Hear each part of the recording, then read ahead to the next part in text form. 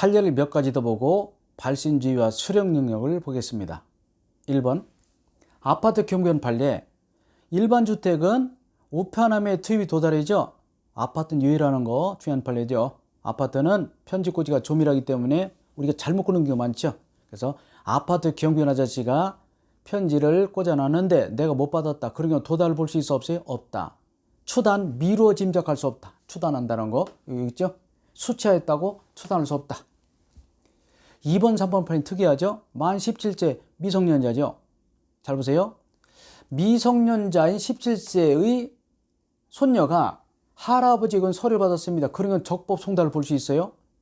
이따 보시지만 수령 능력은 택배 받을 능력이 아니거든요. 수령력 이할 능력인데 만 17살짜리도 할아버지에게 온 택배 받을 능력이 있어 없어요? 있습니다. 아직 수령력 안 배웠는데 수령력은 이할 능력인데 미성년자는 의사표시를 수령할 수 있어 없어요? 없어요.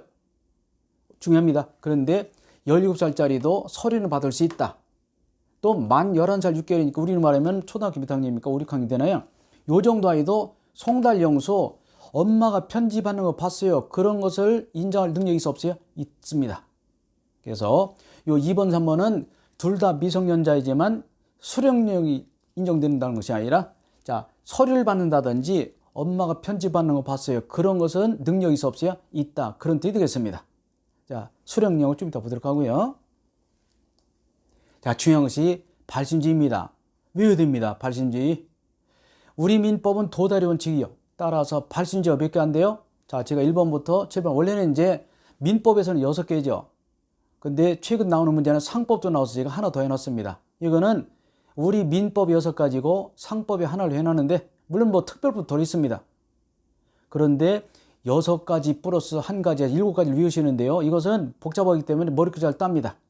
이 내용을 외우려하지 마시고 발신주의는 7가지밖에 없다. 발신주의는 7가지밖에 없다 생각하시면서 외우시면 됩니다. 첫 번째 간단히 보실게요. 1번 상시 늘 거래관계에 있는 상인이 청약을 받았으면 그럼 즉각 통지해야 돼. 보이죠? 상인이 승낙 여부의 통지 발송 혜택 게을리합니다. 혜택 회의하고 나태해서 그런 경우는 승낙을 봅니다. 늘 거래관계에 있는 상인 간에 어떤 청약을 받고서 내가 그냥 내버려둬. 그런 경우는 승낙을 본대요. 그러니까 조심해야 되겠죠. 상시 늘 거래관계에 있는 상인 간에 청약을 받은 사람은 즉각 통지를 발송해야 되지. 그렇지 않으면 즉시 지체 없이 발송해야 되지. 그렇지 않으면 승낙으로 본다. 그래서 상인이 나오고요. 두 번째 채무인수. 채무인수는 빚을 떠는 겁니다. 이거 보세요. 채권 양도의 통지는 도달주의야. 따라서 제가 채로 따고 싶었어.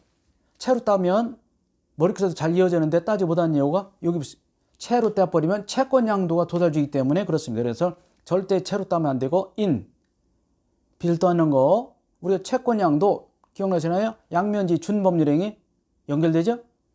자, 채권 양도 통지는 도달주의인데 채무를 인수한다. 그것은 발신주의다. 나오죠? 사원총회 소입통 일주일 전 발신 배웠죠? 배웠잖아. 2가지. 관련 통지 일주일 전. 자, 교재 7쪽 보시기 바랍니다. 교재 7쪽 중요합니다. 그리고 4번은 너무 중요하죠. 나중에 계약에서 자세히 배웁니다. 간격 떨어져 있는 사람들 간의 계약에 승낙하는 발신주의입니다. 이거 보시면 또 청약은 도달주의죠. 이 화면을 잘 보시고 외우시기 바랍니다. 굉장히 중요합니다. 그리고 무권대리 상대방의 최고도 중요하죠. 이거는 발신하지 않으면 거절을 보죠. 본인의 확답이 없으면 거절을 본다. 발거절을 본다는데 이것도 중요하죠. 지연 경우 중요하지 않고요. 7번도 사고연차의 경우에 지연 통지가 있는데 자, 우리가 외우실 것은 상인 사격 무죄지. 상인 사격은 제지하지 않겠다. 뭐 총탄할인지 자금인지 상인 사격 무죄지 외우시기 바랍니다. 정말 중요하고요. 여기 이제 다른 게 들으면 다 그놈은 도달주의라고 보시면 되겠어요. 발신주의는 민법 6가지 제가 상법 하나 더 나눴는데 상인 사격 무죄지. 상인 사격 무죄지. 자, 상인의 청약에 대한 납부 통지 의무, 채무인수, 사원총회 소유 통지. 특히 여기를 채로 따면 안 된다는 거듭 말씀드려요. 채권 양도의 통지는 도달주의다. 그래서 상인 사격 무죄지. 상인 사격 무죄지 이것이고 금방 이어집니다. 일단 외우는 게 중요합니다. 상인 사격 무죄지.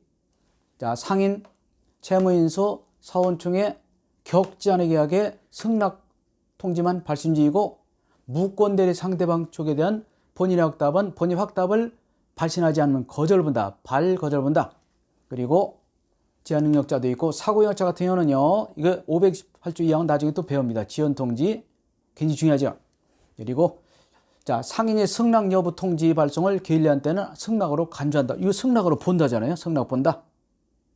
채무인수는 발신지 채권 양도는 도달주의고 격지자 떨어져 있는 사람들 간의 계약도 자 청약은 도달주의다. 그래서 이 화면을 잘 보시고 일단 지금 하실 일은 상인사격 무죄지 외우시기 바랍니다. 다른 선생님들한테 배웠던 거는요. 구태 이렇게 외울 필요 없습니다. 그냥 좋은 대로 하시면 돼요. 그러나 처음 하셨다든지 외우지 않으셨던 분들은 반드시 상인사격 무죄지를 외우시기 바랍니다. 나머지는 다 도달주의다 보시면 되겠네요. 민법 발신지 6가지 플러스 상법 하나에서 7가지를 외우시기 바랍니다. 상인사격 무죄지 보시면 되겠어. 공시송달 중요하죠. 공시송달. 공적으로 보여주면 송달합니다. 보통 편지는 은밀히 자기들끼리 하죠. 근데 편지를 공시송달한다는 얘기는 특히 채무자가 돈 때문에 도망가서 집에 없습니다. 집에 있는데 안 들어옵니다. 이때 소멸시 중단이라는 게 있습니다. 시간 가면 못 받습니다. 시간 가면요. 그래서 음식값 1년이고 임금은 3년이고 세금은 5년이고 보통 그리고 채권은 10년인데 시한제는 못 받기 때문에 시효를 중단해야 돼. 다만 소멸시효가 시험법이 아니거든요. 그래서 대충 보시면 돼요. 우리나라 민법 총칙이 있습니다만은 시험법이 아닙니다. 우리가 조건기한 뒤에 있거든요. 조문이. 근데 시험법이 아니기 때문에 소멸시효는 그냥 시간 제한하면 없어지는 것 정도 보시면 돼요. 우리가 배울 것은 일반 채권은 시효가 10년이다 아시면 돼요. 등기조건 같은 거 있습니다. 그래서 그 정도 아시면 되겠고 깊이 들어갈 필요 없는데 하여간 시간 제한 없어져. 공소시효 똑같아요. 이춘재 말했잖아요. 화성 15년 지나서 처벌하지 못한다고 했잖아요. 비슷해요. 그때는 시효를 중단해야 돼. 압류 등을 해야 되는데 이때 시효를 중단하려면 재판을 청구해야 돼요. 재판을 청구하려면 상대가 있어야 돼요. 상대가 편지를 안 받았습니다. 소장 안 받아 재판할 수 없어. 그때 무한정 기다릴 수 없다. 따라서 그때는 공시송달 명령을 받아서 보내면 근데 이제 채무자 집에 없어? 또 채무자 어딘지 몰라.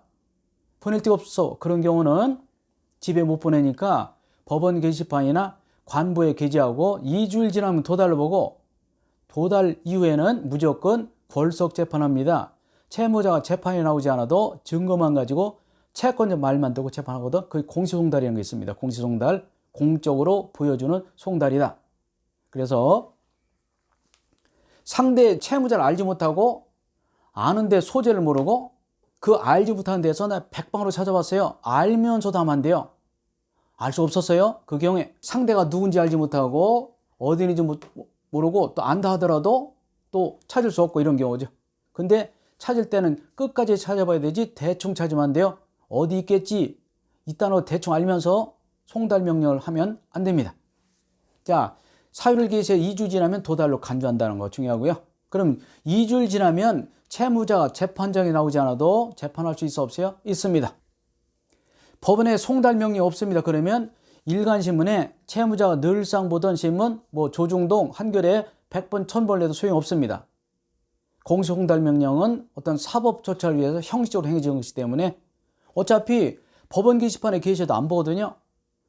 볼 확률은 이게 더 많습니다. 신문이. 그렇다 하더라도 송달 명령을 받지 않고 채무자가 늘 보던 신문에 대문짝만하게 이렇게 광고 올린다 또는 어떤 소식을 전한다 하더라도 송달을 볼 수 없습니다. 그런 뜻이 되겠고요.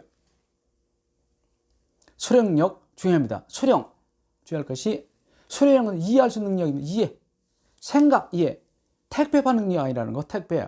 아까 17살짜리 애기도요. 할아버지에게 온 서류를 받을 수 있어 없어요? 있죠. 그게 아니야. 송달과 달리 수령능이라서 이해한다.